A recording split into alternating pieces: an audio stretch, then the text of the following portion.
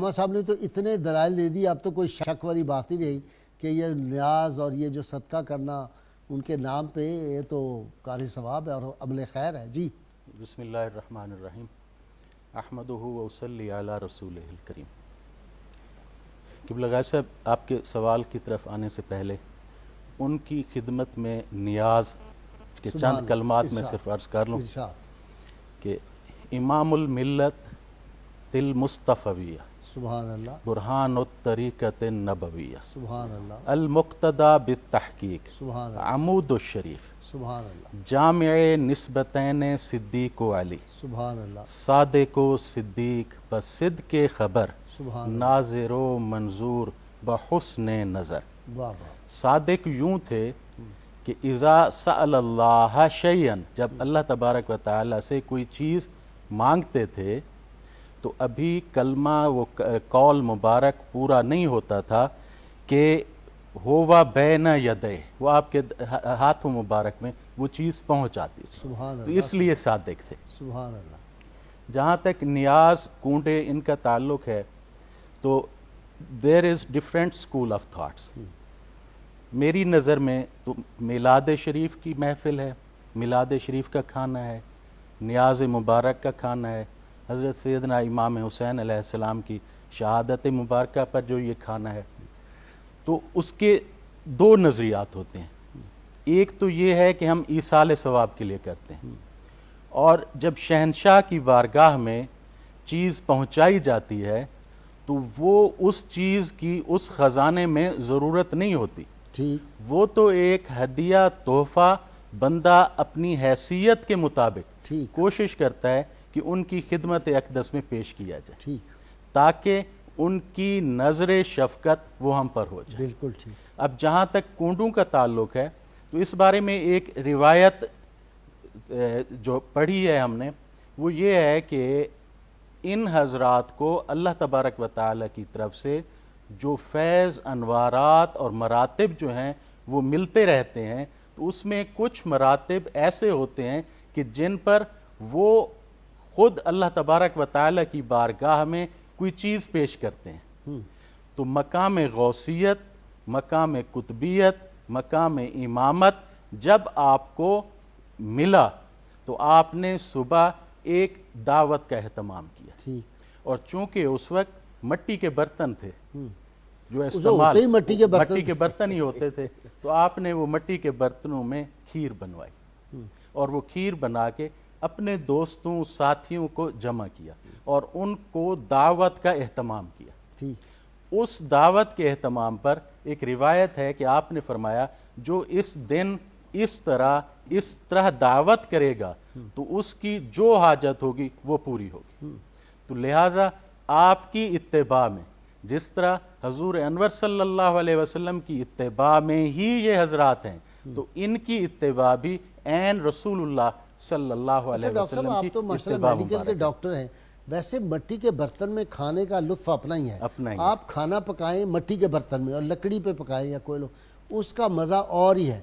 جی، اسی طرح اس کے کھانے کا، میرے والد گرامی رحمۃ اللہ جب تک حیات رہے تو ہمارے گھر میں جو ہفتہ وار ختم ہوتا تھا اس میں مٹی کے برتنوں میں سب کچھ ہوتا تھا، پانی کے لیے پیالے بھی مٹی کے ہوتے تھے، کھانے کے لیے مٹی کے، بعد میں پھر وہ ملازموں نے کہا جی یہ دھونے بڑے مشکل ہیں، ان کی صفائی ہمیں مشکل ہوتی ہے، تو اب یہ جو ہے پلاسٹک اور دوسرے شیشے کے برتن آنے لگ گئے، لیکن مٹی کے برتن میں کھانے کا لطف ہی اپنا ہے۔ تو وہ یہی ہے قبلہ کہ جو میں عرض کر رہا تھا نا میلاد شریف کا کھانا یہ، تو مجھے کسی نے کہا کہ یہ جو آپ کھانا بناتے ہیں یہ خیرات بناتے ہیں، خیرات صدقات ہوتے ہیں، تو صدقات جو ہیں کچھ لوگ کھاتے ہیں کچھ لوگ نہیں کھاتے، سادات بھی بعض اوقات اوائڈ کرتے ہیں، تو پھر آپ اس کو کس؟ میں نے کہا نہ میں تو خیرات کرتا ہوں، نہ میں صدقات کرتا ہوں ان مواقع پہ، نہ ہی میں اس کو ایصال ثواب کے لیے کرتا ہوں، نہ میں اس کو اپنے ثواب کے لیے کرتا ہوں، میں تو اس کو دعوت کا اہتمام کرتا ہوں تاکہ ان کی خدمت میں ان کے دوستوں کو میں بلا کر میں ان کو کھانا کھلاتا۔ تو یہ کنڈے بھی جو ہیں اس کے لیے بھی جو یہ اہتمام کیا جاتا ہے، جس پہ یہ سوال ہوتا ہے کہ اس کو آپ جب صدقات خیرات کہتے ہیں تو آپ اس کو تقسیم کیوں نہیں کرتے باہر کہ لوگوں میں، غریبوں میں آپ تقسیم کر دیں؟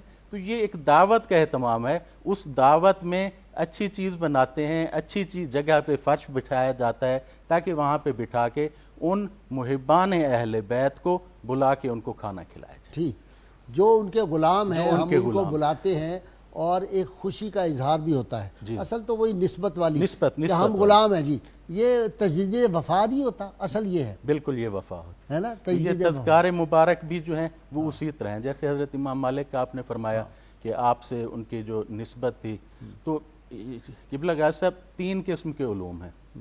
ایک تو ہے علم شریعت, ٹھیک, ایک ہے علم طریقت اور علم حقیقت, ٹھیک, ایک ہے علم سائنس. تو اب یہ 3 علوم ہیں. علم شریعت میں جو فقہ کے امام ہیں, حضرت سفیان ثوری کو دیکھ لیں, حضرت امام اعظم کو دیکھ لیں, حضرت امام مالک کو دیکھ لیں, ان حضرات نے تو بلا واسطہ آپ سے فیض حاصل کیا.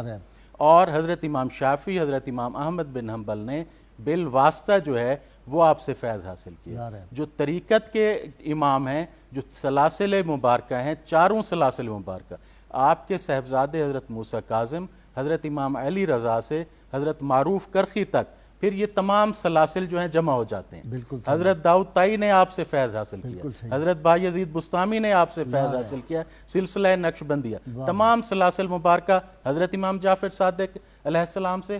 پھر اس کے بعد سائنس میں آئیں تو جابر بن حیان کو دیکھ لیں, خوارزمی کو دیکھ لیں, الجبرہ کے امام کو. تو حضرت امام مالک نے فرمایا کہ کسی آنکھ نے نہیں دیکھا, کسی کان نے نہیں سنا, کسی دل نے بھی یہ خیال نہیں کیا کہ ان سے کوئی افضل ہے. اور پھر فرماتے تھے کہ جب حدیث شریف آپ بیان کرتے تھے تو پہلے وضو کرتے تھے تازہ, لباس مبارک پہنتے, پھر اس کے بعد حدیث شریف بیان کرتے, اور رنگت مبارک جو تھی سرخ تھی. لیکن جس وقت ذکر حبیب صلی اللہ علیہ وسلم ہوتا اس وقت آپ کے چہرے کی رنگت مبارک زرد ہو جاتی, سبز ہو جاتی تھی. اور وہ جو سفیان ثوری, انہوں نے حضرت داؤد طائی نے آ کر عرض کیا کہ حضور میرے لیے کوئی نصیحت فرمائیں. تو آپ نے فرمایا تم تو زاہد ہو زمانے کی, تمہیں میں نصیحت کروں؟ تو انہوں نے کہا کہ حضور آپ کا جو فیض ہے, آپ کا فضل ہے, وہ سب پر ہے, اور آپ کا کلام بھی, آپ کا مقام بھی جو اس طرح کا ہے کہ آپ مجھے نصیحت ضرور فرمائیں. تو آپ رونے لگے. آپ نے فرمایا میں تو ڈر رہا ہوں اس دن سے جب حضور انور صلی اللہ علیہ وسلم کی خدمت میں حاضر ہوں گا اور حضور نے مجھے دیکھ کے فرما دیا ما ادیتو حق کا لمتابعتی, تم نے تو میری متابعت اتباع کا جو حق ہے وہ ادا نہیں کیا. اور پھر وہ انہوں نے, آپ نے جو آپ کے ساتھ, تو حضرت داؤد طائی جو ہیں وہ رو پڑے. انہوں نے کہا کہ ایسا شخص جس کی خمیر نبوت سے, جس کے جد رسول اللہ صلی اللہ علیہ وسلم اور جس کی جدہ حضرت سیدہ زہرۃ المصطفیٰ, وہ یہ کہہ رہے ہیں, تو یہ جو داؤد ہے, داؤد کون ہے, مسمہ, اس کا نام کیا ہے, اس کی اوقات کیا ہے. تو وہ رونے لگا.